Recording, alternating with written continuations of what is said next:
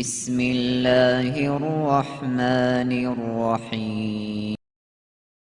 Wake up from your sleeping, say Bismillah as you rise. Wake up from your dreaming, make wudu and rub your eyes. As the darkness turns into the dawn, pray Fajr to Allah. As the moon cracks into daylight, sing Hayya ala Salah.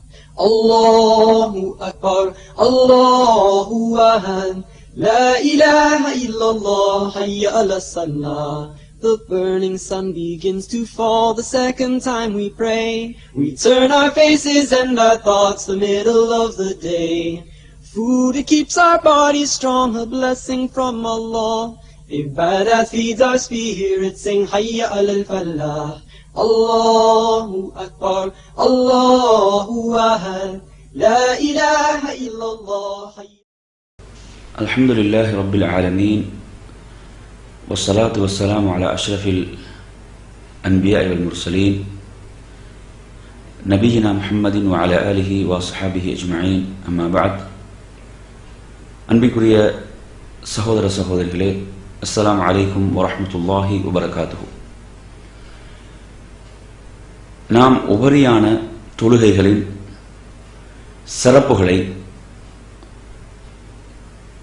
முதலில் உங்களுக்கு தெளிவுபடுத்த விரும்புகின்றோம்.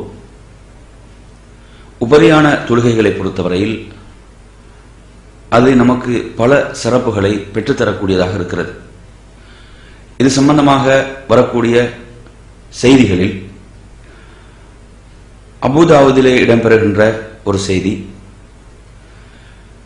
நபிகள் நாயகம் ஸல்லல்லாஹு அலைஹி வஸல்லம் அவர்கள் குறிப்பிடுகிறார்கள், நாளை மறுமையுடைய நாளில் ஒரு மனிதனுடைய அமல்களில் தொழுகை பற்றி தான் முதலில் விசாரிக்கப்படும்.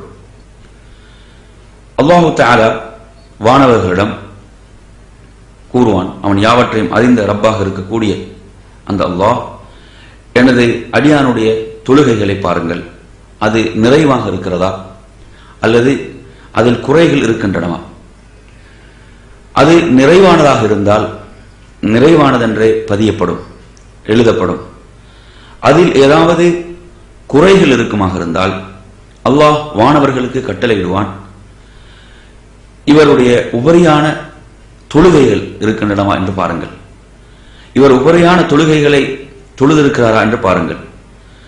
அவரிடம் உபரியான தொழுகைகள் அவருடைய ஏட்டிலே பதியப்பட்டிருந்தால் வானவர்கள் சொல்வார்கள், அவர் உபரியான தொழுகைகள் தொழுதிருக்கிறார்.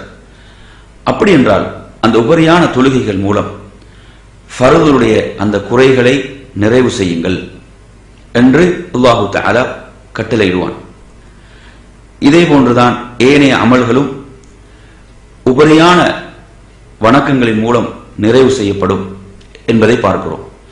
எனவே இது மிகப்பெரிய ஒரு சிறப்பை நமக்கு பெற்றுத்தருகிறது. நாளை மறுமையுடைய நாளில் எவரும் எவருக்கும் உதவி செய்ய முடியாத, உதவுவதற்கு முன்வராத, ஒரு நன்மை கூட பிறரிடமிருந்து பெற்றுக்கொள்ள முடியாத அந்த நாளில் நாம் செய்கின்ற உபரியான வணக்கங்கள், நமது உபரியான தொழுகைகள் மூலம் ஃபர்தில் ஏற்படுகின்ற குறைகள் நிறைவு செய்யப்படும்.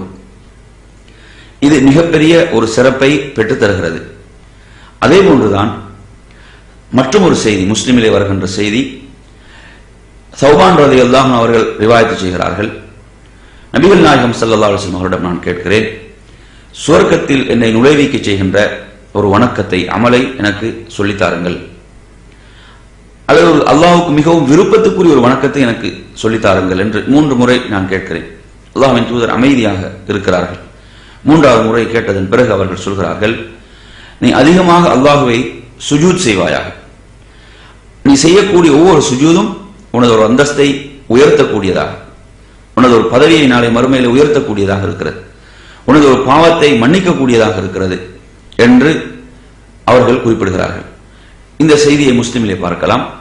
எனவே அதிகமாக சுஜூத் செய்வதென்றால் பொருள் என்ன?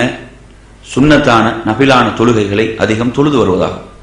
அதன் மூலம் நாளை மறுமையில் அந்தஸ்துகள், அவனது அந்தஸ்துகள், பதவிகள் சுவர்க்கத்திலே உயர்த்தப்படும், அல்லாஹ்விடத்திலே உயர்த்தப்படும், அவனது பாவங்கள் மன்னிக்கப்படும் என்பதை நாம் விளங்கலாம். இதுவும் உபரியான தொழுகைகளுடைய சிறப்பை, நன்மையை தெளிவுபடுத்துகின்ற ஒரு மிகப்பெரிய சான்றாக இருக்கிறது.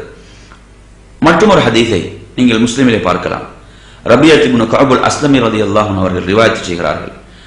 நான் ஒரு நாள் இரவு நபிகள் நாயகம் ஸல்லல்லாஹு அலைஹி வஸல்லம் அவர்களோடு தங்கினேன். அவர்களுக்கு பணிவிடை செய்தேன். அவர்களுக்கு தேவையான தண்ணீரை கொண்டு போய் wudu செய்வதற்காக கொடுத்தேன். அவர்கள் என்னிடம் கேள் என்று சொன்னார்கள். நான் அவர்களிடம் எதை கேட்டேன் என்று சொன்னால், உங்களோடு சுவர்க்கத்திலே நான் இருக்க வேண்டும். அப்போது நபிகள் நாயகம் ஸல்லல்லாஹு அலைஹி வஸல்லம் அவர்கள் அது அல்லாமல் வேறு ஏதாவது கேள் என்று சொன்னபோது, அந்த ஒன்றுதான் எனது ஆசையாக இருக்கிறது, எனது தேவையாக இருக்கிறது என்று சொன்னபோது நபி அவர்கள் எனக்கு சொன்னார்கள், அதிகமாக அல்லாஹ்வை சுஜூத் செய்வதை கொண்டு எனக்கு உதவி செய்வாயாக என்று சொன்னார்கள்.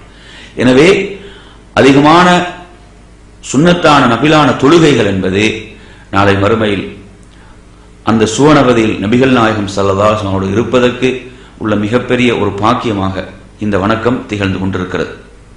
அதே போன்று உபரியான தொழுகைகளை ஒருவர் வீட்டிலே தொழுது வருவது என்பது சிறப்புக்குரிய ஒன்றாக இருக்கிறது. நபிகள் நாயகம் ஸல்லல்லாஹு அலைஹி வஸல்லம் அவர்கள் சொல்லக்கூடிய இந்த செய்தியை ஜாபிர் ரலியல்லாஹு அன்ஹு அவர்கள் ரிவாயத் செய்கிறார்கள். நீங்கள் மஸ்ஜிதிலே தொழுகை நிறைவு செய்துவிட்டால் உங்களுடைய வீட்டிலும் அதில் ஒரு பகுதியை நீங்கள் ஆக்கிக் கொள்ளுங்கள். அந்த தொழுகையினுடைய ஒரு பங்கை நீங்கள் வீட்டிலும் ஆக்கிக் கொள்ளுங்கள். ஏனென்று சொன்னால் அது உங்களுடைய வீட்டுக்கு நன்மையை கொண்டு வரும். அல்லாஹு தஆலா அதிலே உங்களுடைய வீடுகளுக்கு நன்மையை வைத்திருக்கிறான் என்ற ஒரு செய்தியை நாம் முஸ்லிமிலே பார்க்க முடிகிறது.